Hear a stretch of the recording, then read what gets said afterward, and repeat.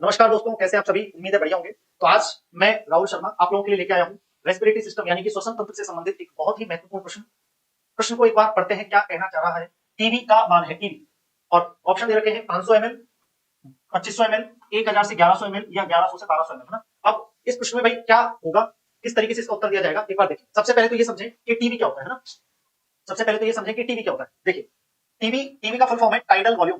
Tidal volume बोले तो ज्वारीय आयतन। टाइडल वॉल्यूम यानी कि ज्वारीय आयतन।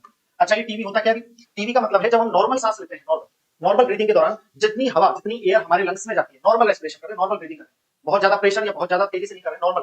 तो नॉर्मल ब्रीदिंग के दौरान, नॉर्मल सांस लेने के दौरान जितनी हवा हमारे लंग्स में जाती है, जितनी हवा हमारे फेफड़ों में जाती है, उसको हम कहते हैं टीबी। और टीबी की वैल्यू कितनी हो जाती है? लगभग 500 ml।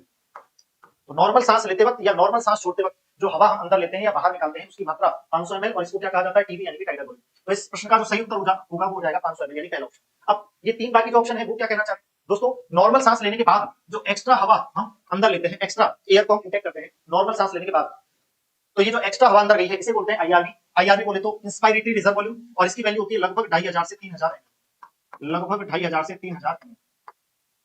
ऐसे ही जब नॉर्मल सांस छोड़ते हैं तो उसके छोड़ने के बाद जितनी हवा बाहर निकाल सकते हैं दम लगाकर, जैसे नॉर्मल सांस छोड़ी और उसके बाद जितनी हवा बाहर निकाली, तो ये जो एक्स्ट्रा हवा बाहर निकाली है इसे बोलते हैं ईआरवी, एक्सपायरेटरी रिजर्व वॉल्यूम, और इसकी वैल्यू होती है लगभग 1000 से 1100 1000 से 1100 ml।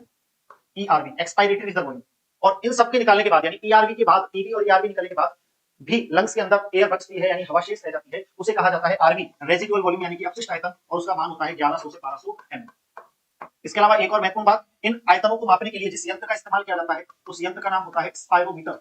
उस यंत्र का नाम होता है स्पायरोमीटर, और ये स्पायरोमीटर केवल टीबी, आईआरवी और ईआरवी को मापता है, कभी भी आरवी को नहीं मापता, है ना। ये आरवी को नहीं मापता, तो ये ध्यान रखिए, केवल तीन को मापेगा। तो इसी तरह की महत्वपूर्ण जानकारी के लिए हमारे साथ जुड़े रहें। धन्यवाद।